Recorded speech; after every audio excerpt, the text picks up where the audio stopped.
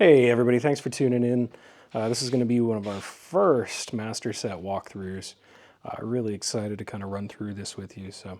We actually got this second hand off of somebody, but I really like how they decided to organize everything. So I'm glad to kind of show you everything that's part of the set. I'm going to not waste a whole lot of time talking through things. I'm going to just kind of give some brief overview, take some closer looks at a couple of the standout cards that are part of the master set.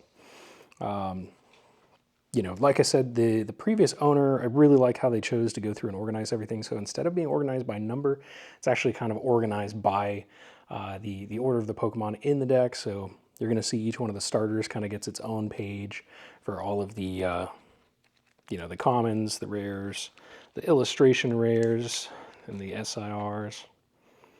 I'm going to try to, as we go through here, just take kind of a closer look at some of the prettier cards in this set. I really, really love these cards that are kind of slice of life. As much as I can't particularly say I'm a huge fan of anime that are following slice of life, it's a little too slow for me. But as far as a Pokemon card goes, I feel like it kind of, I don't know, it makes me think about going back to the original games and the pixel art and the poses that they used to have.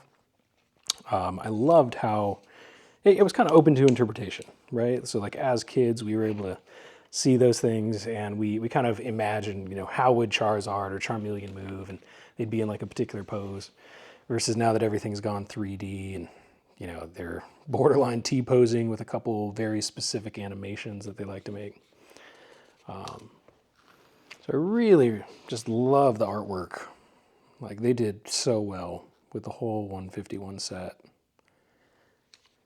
The fact that we can kind of see a glimpse into, what would a Charmander's life be like through really all the stages of its life cycle. So this is, Charmander through Charmeleon, Charizard, all kind of in the same valley, and like ultimately grows up at the bottom.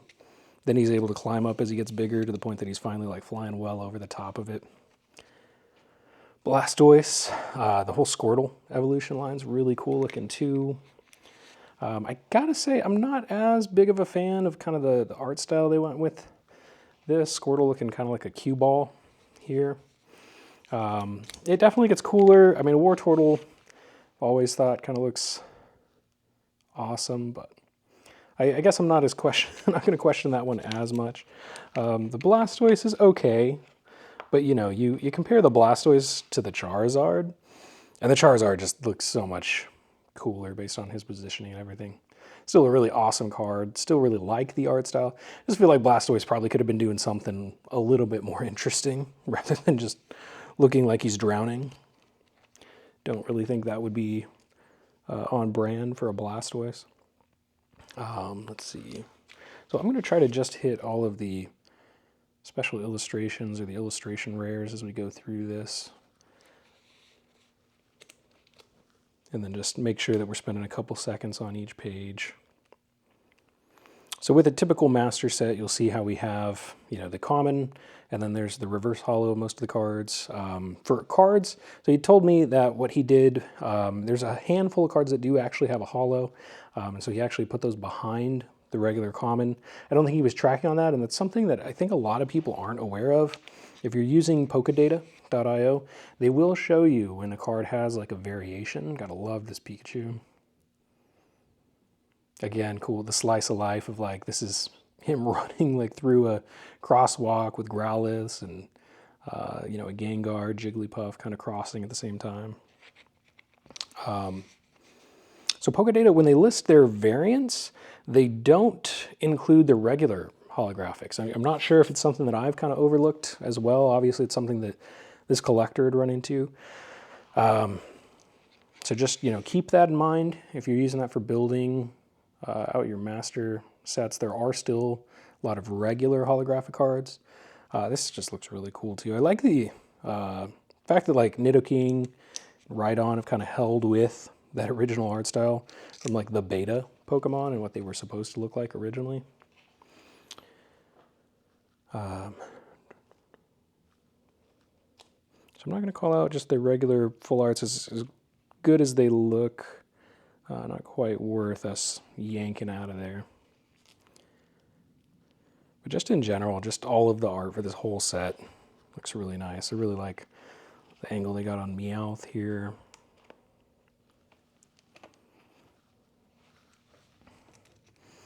Got our Psyduck just looking lost on this set of stairs here.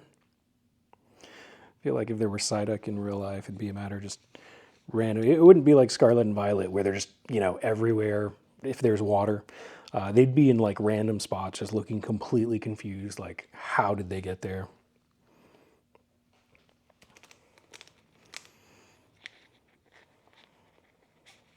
Really like how they did the reflections on Poliwhirl's card.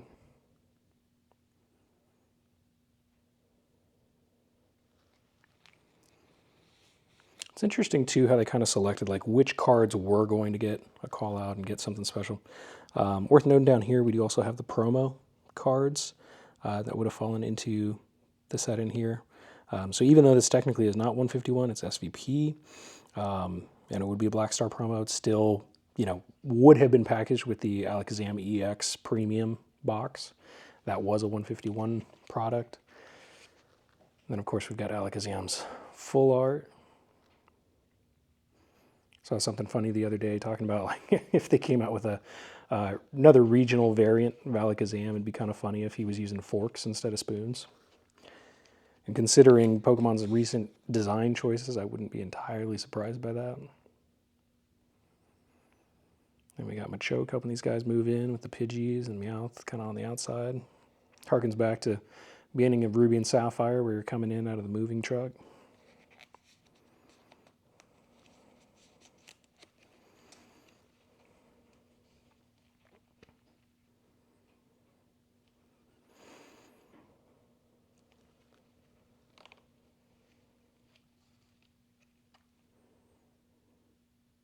It's a really gorgeous looking set, and I think, you know, beyond there being so many collectors that are looking after 151 products, just kind of resonates with everybody who grew up with these games, grew up playing the cards. I think the original 151 are always going to kind of hold a special place. I had somebody talking to me about how, you know, as everybody's getting older, obviously there's a big boom going on right now with everybody kind of growing up with it, being in their 30s. Now we've got adult money. But that's going to go like one step further because we're not done yet, right? Like we've all got our boomer years ahead of us. Obviously, this master set does not include the Voltorb Professor stamped card. I think that's the last I saw. I think it's going for like $3,000 raw, which is insane. It's either 1,000 or 3,000. I just remember it was some ridiculously high number. Most master sets are not going to have that, but if it did, this would obviously like double in price immediately.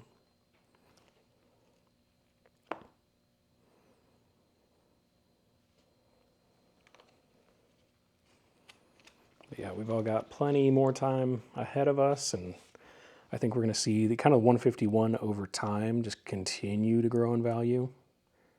Like as much as I think current MSRP, even just on a booster pack of 151, you know, is going for double MSRP still.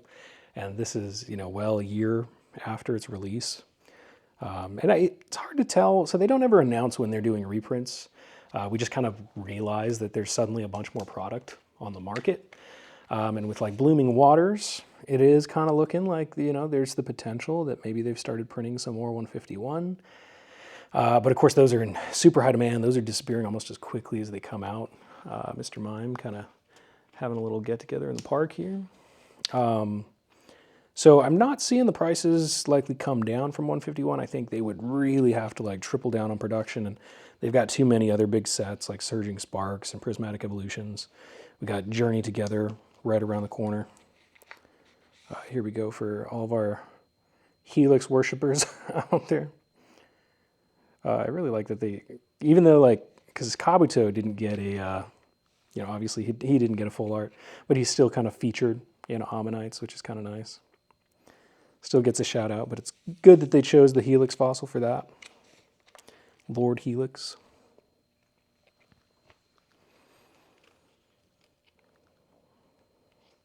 And then back here still we do have all the promo cards. So Snorlax, this came in the 151 ETBs as a promo card. I really just love that. Honestly, like the beginning of me kind of getting back into collecting was looking at this card and looking at, I think it's the Charmander from Obsidian Flames, staring through the window, looking at the Pidgey. I feel like somebody could make a whole movie about that. And we've got our Zapdos EX with Moltres and Articuno flying in the background.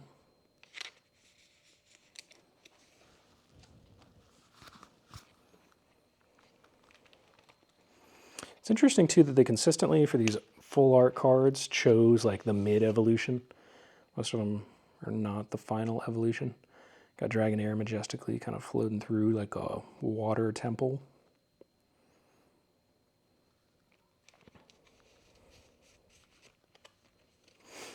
Got Mewtwo's full art. This is going to get probably a little crazier if we're trying to open all of these. A lot of these too, they still have sealed, which is awesome. So I don't know that I'm going to pull every... I'm going to get to the point that I'm just pulling every single thing out of every binder page. Love like the theming too, where like Mewtwo's cards, very, very black, very dark. Mew's is like super bright, cartoonish. We've got like multiple children just kind of hanging out. Very, relaxed compared to Mewtwo's essentially positioned like pain. The world will know pain.